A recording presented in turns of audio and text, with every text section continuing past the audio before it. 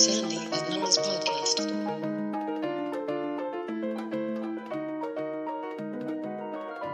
Hey, Nora.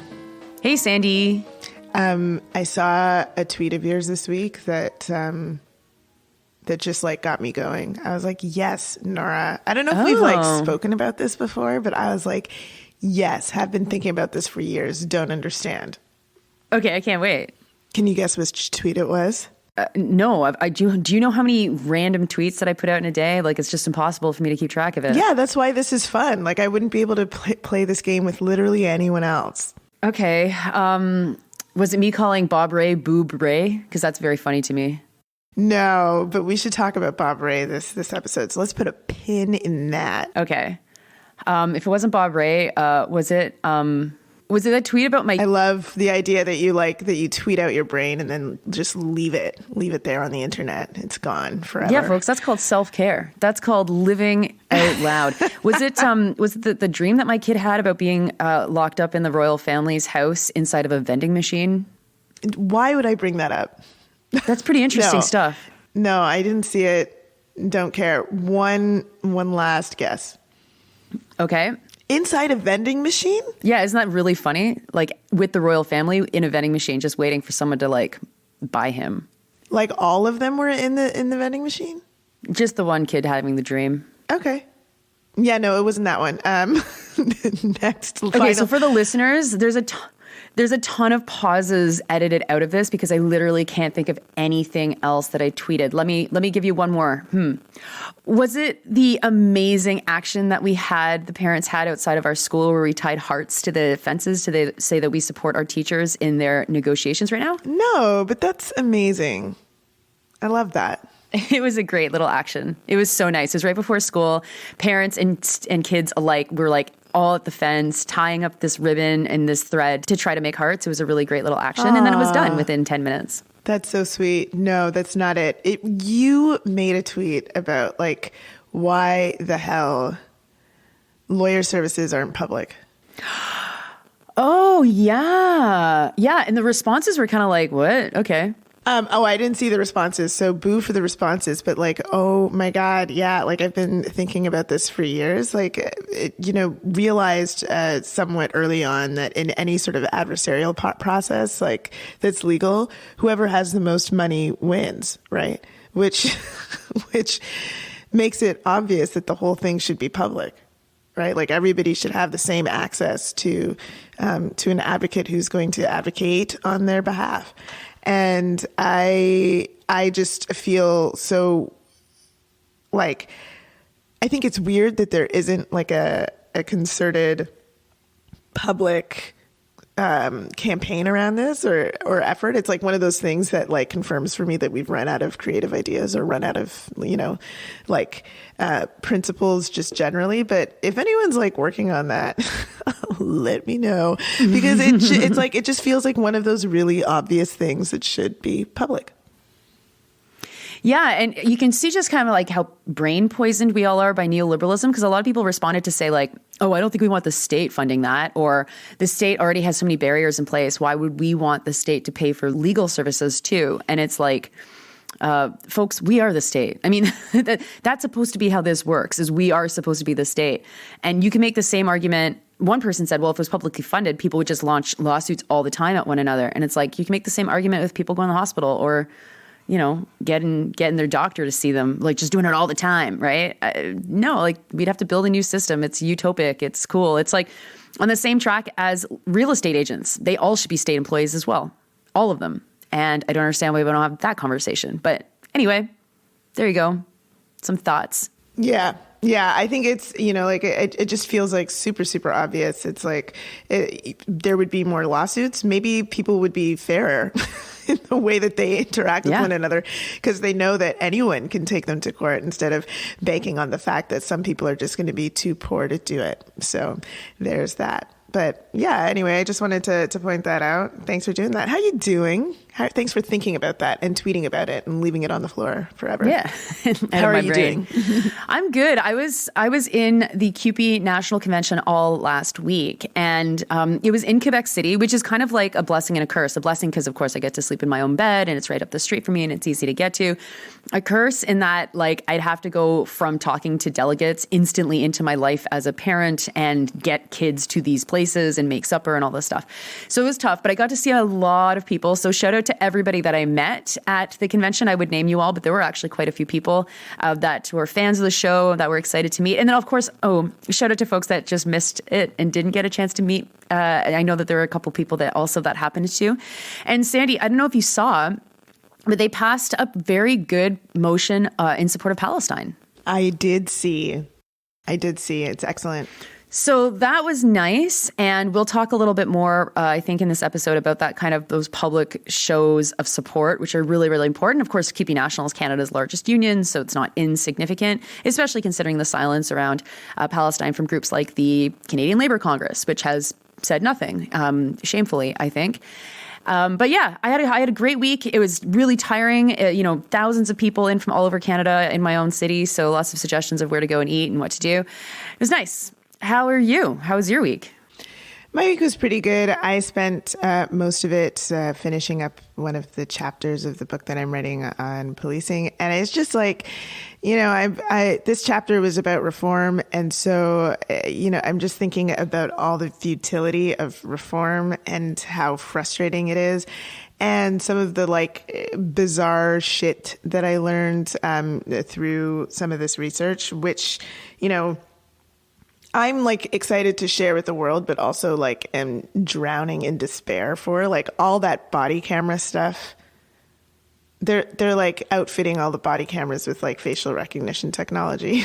It's becoming a massive surveillance tool for the police. And it's just yeah, there's no way to win this but to reduce the power of police, everybody. That's in conclusion. Every page of this book will be dripping with that conclusion.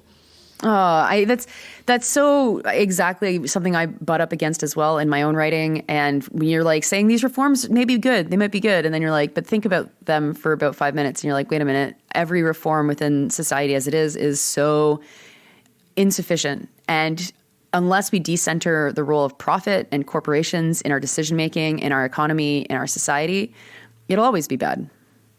It will always be bad. But it's not bad? Gratitude. Yes, we have a lot of gratitude to give out this week. So thank you to everybody that has donated to the show through the Patreon. That's patreon.com/Sandy and Nora.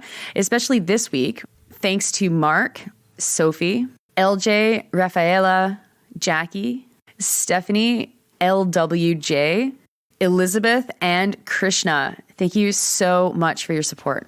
Thank you so much. And you know what else doesn't suck, Nora? Is it cold and kind of flat? Absolutely. Yes. Winnipeg doesn't suck. Winnipeg doesn't suck. That's right. I like Winnipeg, and I like that we are going to Winnipeg. It is one fine city, and we are going to be there on Friday, November 24th. We're going to be at the West End Cultural Center, which is also an amazing space, I understand. And we are bringing along our friend and musician, John Camille Farah. So get your tickets at thepointofsale.com. Search Sandy and Nora live in Winnipeg. You'll find your tickets there. And it's going to be super fun. So bring everybody you know. Introduce people to the pod. We're going to hang out. We're going to make some memories, have some fun, feel some warmth, just as the sun's getting even less and less visible in over the skies of this country. And don't delay. Get your tickets right away. So excited to see you all and meet you all. So Nora, I think this week it's not much different than the last couple of other weeks in this month. And I know we're probably going to be talking about Palestine today, but there are a few other things that we should probably mention before we get into that. Yeah. One of which is, did you see this news about the, as I'm starting to say this, I'm feeling the existential dread creep up in my body the way you can kind of feel it. But the Antarctic ice sheet news, did you see this? No, I haven't seen this. So there's a particular really important ice sheet in Antarctica that was we were going to be projected to be able to save if we could, keep emissions under, I believe it was 1.5 or temperature rise below 1.5 degrees Celsius. And there's been some new projections around this, and it turns out it is impossible to save. Scientists are now saying it will melt completely, which will lead to some catastrophic sea level rise, which, as this week has been going on, as the last couple weeks, as this month has trudged on, I'm just kind of like, we have to take over our governments or just bring them down. It's just like, we're watching in so many ways, in so many different arenas, like humanity fail. And it's like, it's the people who we're being governed by are completely captured by like the magic of money. And it just doesn't make any sense that we have known about this being an issue, that we have had the ability to make the changes that we would need to make to solve the issue. And we just didn't. We just watched, and it feels that like it's a similar issue as what's going on with the war, and I'm like with the wars, let's say, because I'm sure we're going to talk about another war today, and I just I'm just like fuck, we're at this point, like like the desperation has to be high enough for us to take really serious action. Yeah. And I like how you're like floating out there, not saying what. And a lot of people are grappling with this right now.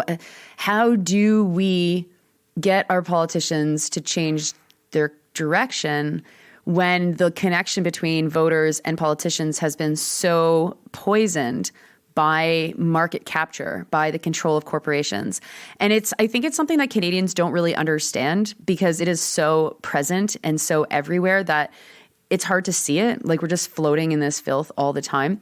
And I've been finding that in my talks, I get the chance to talk to union groups and other groups all over the country and all the time. And last week, I had the pleasure of speaking to a group with OPSU, the public sector union in Ontario. And I was supposed to be talking about healthcare and hospitals and what COVID kind of demonstrated or hid or whatever. And I end up spending much more time talking about the fundamentals, which is like, we can talk about stopping privatization, and we should. Privatization's bad. But if we're not actually naming how private things actually are in society, then we're having a conversation that actually doesn't go anywhere, that doesn't meet people where they are materially at. And it will always lead to dead ends that politicians can sidestep or ignore because there's absolutely nothing that is forcing Justin Trudeau to listen to what we're saying unless we threaten him directly. And we've lost a lot of the tools and the knowledge to know even how to threaten the guy directly or to go after a Doug Ford or to go after a Scott Moe. And of course, there's there's examples of fighting back that can bring a government to its to heal to some extent. And I think we might see that a little bit in Quebec as the Front Commun, the common front of public sector unions are going on strike, are really pushing against this government for the first time since the government was elected in 2018. My kids' teachers, they're going to be on strike on November 6th. That's super exciting. But that they will likely be able to push Legault in certain directions because there still is a bit more of that connection between the voter and the politician in Quebec. But I know that folks in Saskatchewan are really, really worried that they're not going to be able to convince Scott Moe out of making, after going after trans children. The fight over the Canada pension plan and the Alberta pension plan is so interesting in Alberta that, it's nerd stuff. So if you don't have any space in your brain for nerd stuff, don't worry about it. But, the idea that Alberta could pull out of the Canada pension plan and go it alone is like very funny. But Danielle Smith is really, really trying to do it. And so to see how, like, what will stop her is going to be the corporate world. It's not going to be popular mobilization, because the corporate world's going to be the one going, whoa, we need stability in the markets. What the hell are you doing? Like, this doesn't make any sense. But that might be an example where we can see some of the cracks in terms of the business consensus around what, stabilizes and upholds our politicians. But my God, I mean, like, it feels so desperate. It feels like all we can do is get into the streets and protest. And I mean, we should be doing that. But we also know that that's not going to be what changes the mind of Justin Trudeau. No. And, Nora, I've been thinking a little bit about one of the things we talked about on our podcast last week, which was like a suggestion that perhaps now is the time to think about a new party. Like, I can't help but think, like, with all of the ways that the parties in Canada are struggling to be irrelevant on any issue that is super relevant,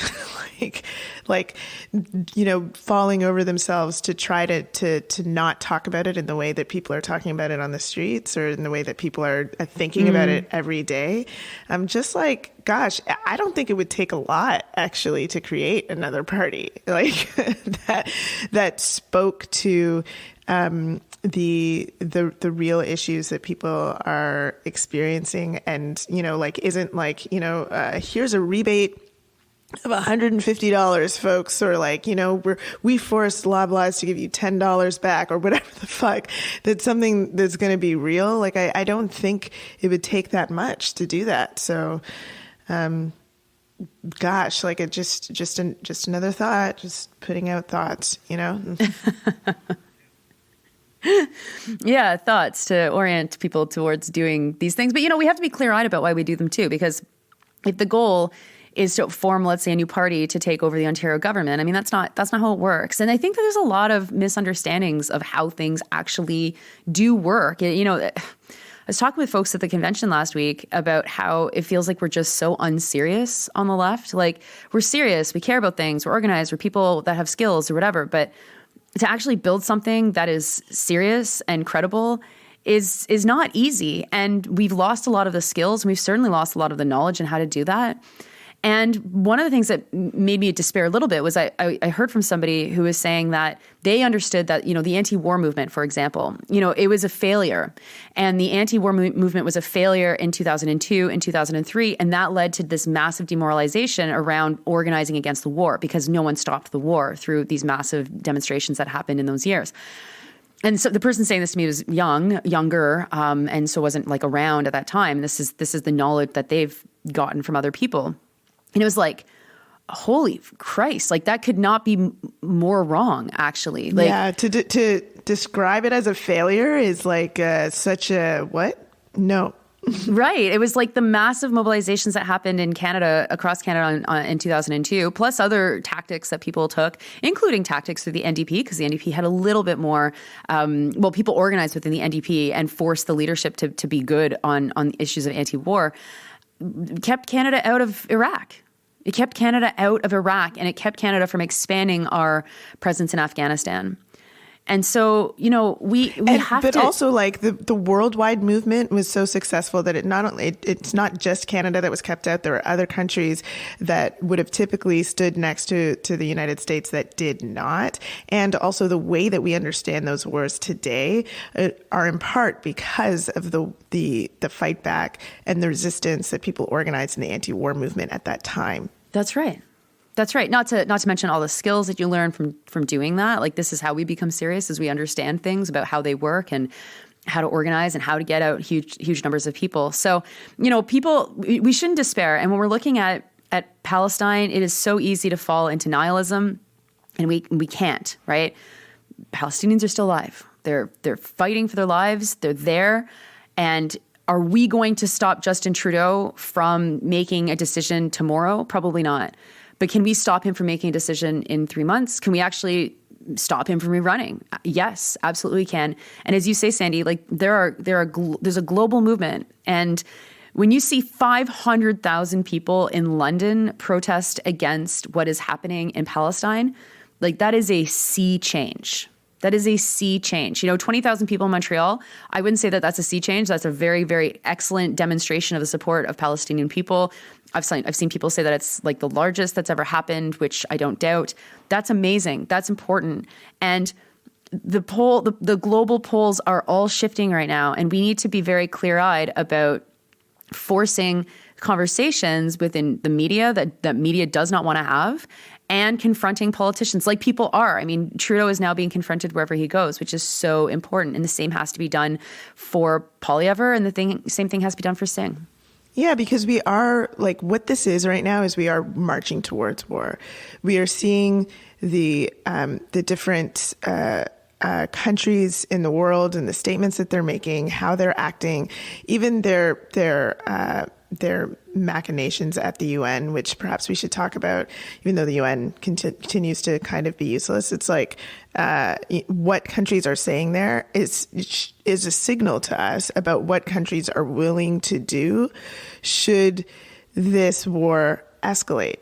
And so, we need to be prepared for an anti-war movement that is going to not only stop what's happening right now and to make it unpopular with all of our different governments, but that is going to be looking into the future of where this could go, and making sure to make it impossible in terms of popularity for our governments to just easily walk into a war and activating our military.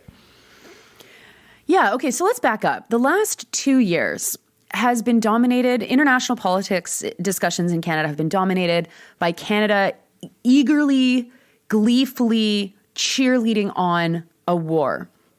And that war is the result of aggression from Russia. That's a war that Russia could have stopped, didn't have to start. It's their fault. And the way Canada and our politicians have oriented ourselves towards that war is that Canada has to do everything possible to help the people of Ukraine to fight Russia. And so we've given them billions of dollars, billions and billions of dollars, and arms, weapons, armored vehicles. We've opened our borders to allow as many people as possible to come and to immigrate here or stay here temporarily. And tons of material support for what's going on in Ukraine. At the same time, Canadians have been primed to understand that is an unjust invasion, a territorial theft. People have called it a genocide, which, I mean, they're not trying to kill all Ukrainians. I think we can now see with Palestine, all of a sudden there's like quite a difference in how these things are talked about and how they happen. But with this priming of us to accept war and accept violent aggression as the only way to stop Russia from getting away with murder or from being a bully or from whatever ridiculous words that people are saying, looking back, wow, now Palestine is very different, very, very different in the minds of our politicians. And we're being told to understand it differently. Now, what the fuck is that all about? I mean, the issues are quite similar. We're talking about people who are trying to reject colonization of their land, annexing of their land, and I don't know, like, what is the difference? How could Canada both be so staunch in their support, military support of Ukraine, and yet so staunch in their support of Israel that at the UN vote, what was this, the third attempt at the vote, that Canada would not support the vote without an abstention that it led, that failed, that mentioned that had some words put into it about support for Israel. Like, okay, so Canada is embarrassing, right? And a lot of us grew up thinking that you put a Canadian patch on your backpack and you go to Europe and people no longer think you're American and they treat you really well. Certainly if you go to Holland, that's true. It's totally true. And we were grown up to think about Canada as the peacekeeping nation. That was like the PR of the day of the 90s, that Canada was a peacekeeping force around the world. Yeah. Yeah. Don't look up the Somalia affair or the Somalia inquiry or anything that we did in Haiti or any of that. Or Afghanistan. The real stuff. The real stuff. Yeah. And so, here we are now carrying water for Israel. And let's remind ourselves what Israel is doing here. The leadership of the country are fascists. I think that is an objectively true statement, or at the very least fascistic. They have fascistic tendencies. They're talking about wiping Palestine off the map. They're talking about murdering everybody who lives there. They want to capture the land, right? We know this. They have dropped 16,000 tons of munitions on Palestine, on a very tiny part of the world, the most densely populated part of the world, one of the most densely populated parts of the world. And Canada, as if it's the Holy Trinity of the Catholic Church, where you always have to start with God the Father, God the Son, and the Holy Spirit, Canada must always, always, always start by acknowledging the pain that Israel experiences in all of its conversations, which is so embarrassing. So embarrassing when we look at the more than 7,000 people who've been killed by Israel and the lack of power that hasn't been on for more than a week, the lack of food, the lack of water, the lack of internet communications, the targeted murdering of journalists and their families, the refusal to allow aid, obviously, because they're the ones bombing them. Why would they allow aid in, right? In Canada, in our absolute patheticness, standing on the global stage saying, wait, we got it, but we got to also say Israel is a victim in this. And then global leaders look at us and are like, who's this guy? What the hell is this? This is a joke. Who is this joke fool? Bob Ray, fucking fool, man. The hell is this? It's amazing. It's like we're watching our stock just plummet, our goodwill stock in the world plummet in real time. And not that it's ever should have been as high as it ever was, but it is something to see. Wow, we fucking suck. Yeah, we totally suck. And there's other things that have just been enraging me as this has been going on, the way that Canada has interacted, the joining of Canada in the few countries who were doing an investigation of the Al-Ahli, apologies if I pronounced that incorrectly, Al-Ahli hospital bombing. It's the fervor over this to me just was just so outrageous that we got to make sure we figure out exactly who bombed this particular hospital as all the 8 bombs continue to fall and all the people continue to be killed. We really got to figure this one out because it's going to tell us something about who's the real enemy here. It's oh my gosh. And then Canada then coming out and saying because of our intelligence, which is just American intelligence and whoever the fuck else, Israel intelligence, saying that, we have determined that the U.S. said it too, that bomb came from Hamas, came from within the Gaza Strip, and watching even the New York Times, which is not the source right now for this conflict, not a reliable source. Even the New York Times being we did some investigating of our own, not possible for that to come from within the Gaza Strip. I believe Canada's announcement came after that reporting came out. It's just so ridiculous. It's so outrageous. Can we zoom out for a second? Can we, why would this be the one thing that matters to you? Look at all of the shit that Israel itself is saying to prime people to accept that many, many, many civilians will die.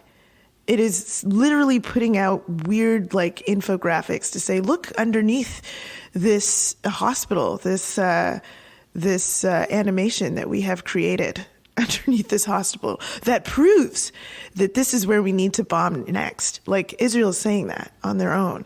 Like, I don't know why we need to be especially concerned about this one particular thing, unless like we are like so convinced of our own propaganda being able to confuse people into thinking that that many people, 7,000 people, and probably far more, deserve to die, deserve to be starved, deserve not to have access to the aid that people are trying to give, that all the UN workers deserve to die, that all the journalists deserve to die, that all the, what is the point? What are you saying here, Canada, with your engagement on this? And how do you say it at the same time that you have primed this country to support Ukraine?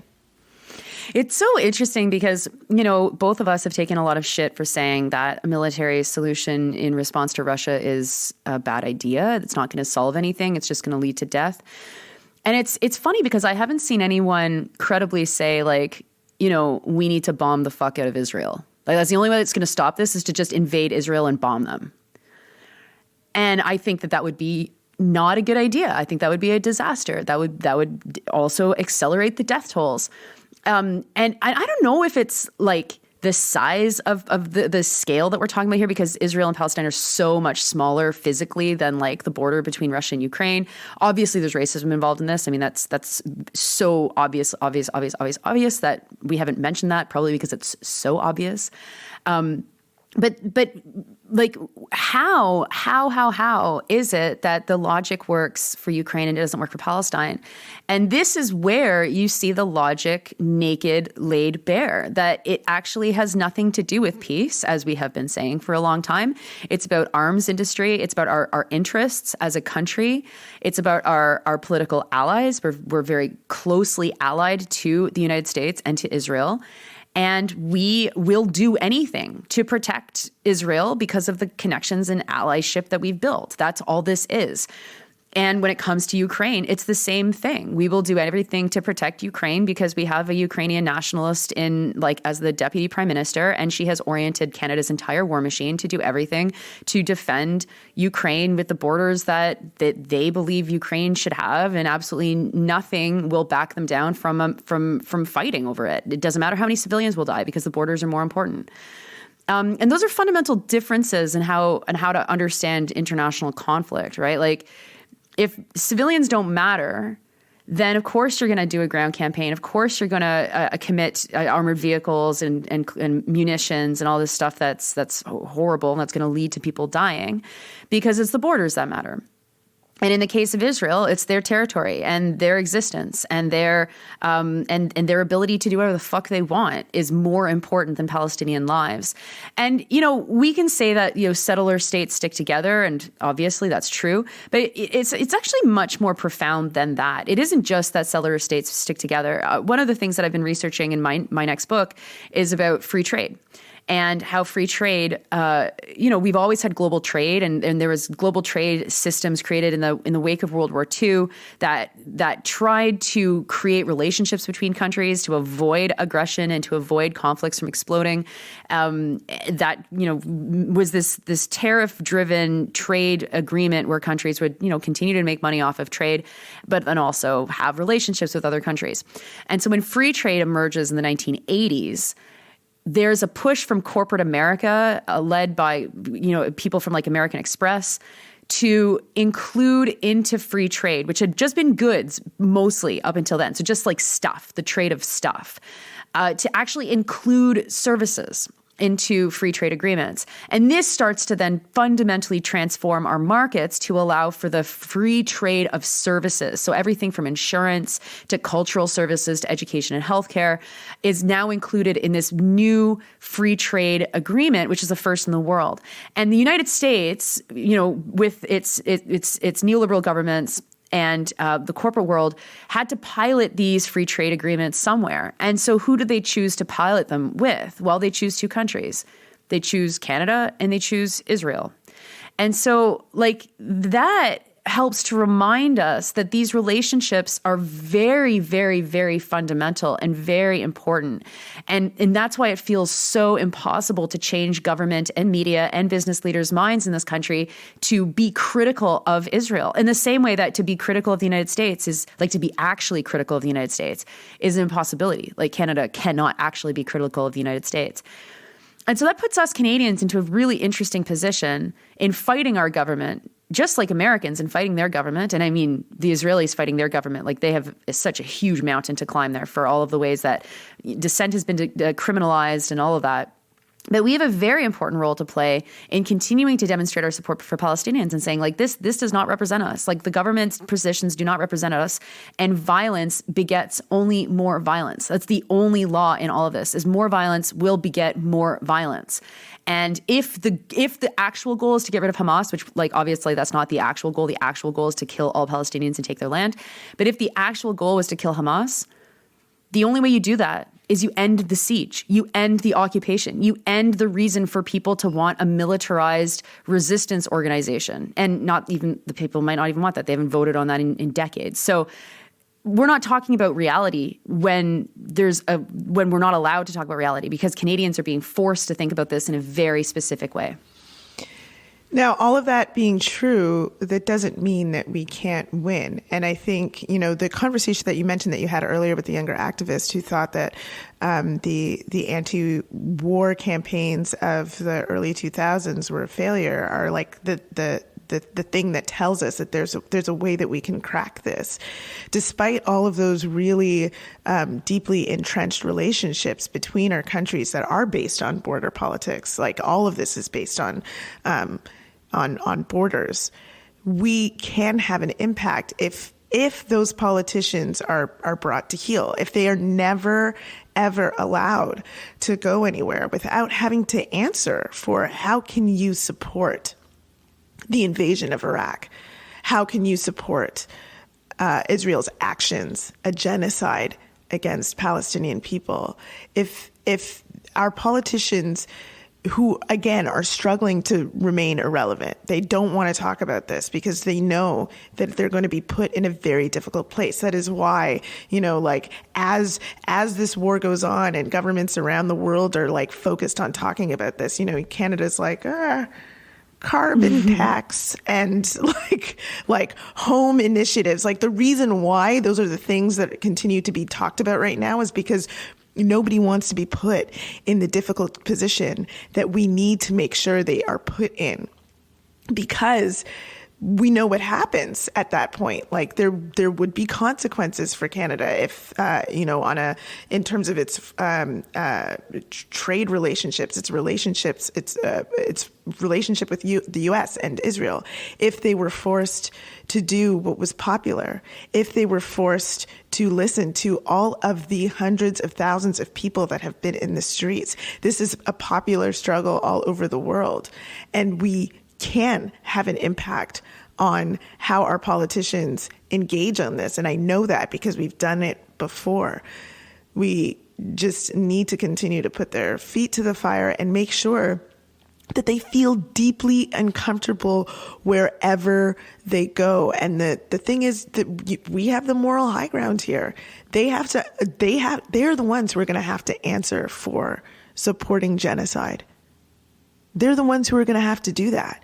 And so following them wherever they go and making sure that they never are comfortable with this will force the issue in the House and will force them to make a decision about how, they want the next election to go, or how they want the next few weeks to go, how they want to be written about, what they want their legacies to be. All of these things, I promise you, they're important to these people. And so making it so that their historical legacy is literally shifted because they become associated with genocide, that is going to be a question that only kind of has one answer that we need to force upon them. Totally. And, Sandy, you said we're marching towards war. This morning, we're recording this on Sunday. Mercedes Stephenson from Global News is reporting that Canada has military presence in Israel, that JTF, Joint Task Force 2 military operatives are in Israel. Yeah, and her information says that they are helping to increase security at the embassy. I assume it's the Canadian embassy, which, again, is like, of course, Canadian soldiers would be guarding the Canadian embassy in a hot zone of, let's say war. But this is how it happens. This is how Canada gets involved in these conflicts, is through our automatic participation because of JTF2's involvement with the American military. All of a sudden we're there. And this happens all the time. And so we have to pay really close attention to see, as the IDF in Israel is gunning for a ground invasion, and this seems like this is, by the time you're listening to this episode, that could have fully already happened. We know that there have been incursions into northern Gaza. So, anybody can imagine, as every single night has seemingly been more violent and more explosive and more horrifying. So where we are in 2 days when you're listening to this episode, I don't know. But Canada very well might be more present there. And that is a disaster. And that is directly our money and our resources being put towards what is by all accounts a genocide.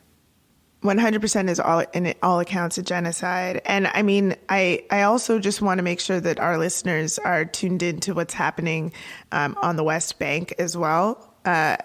These atrocities are happening to Palestinians in the West Bank as well.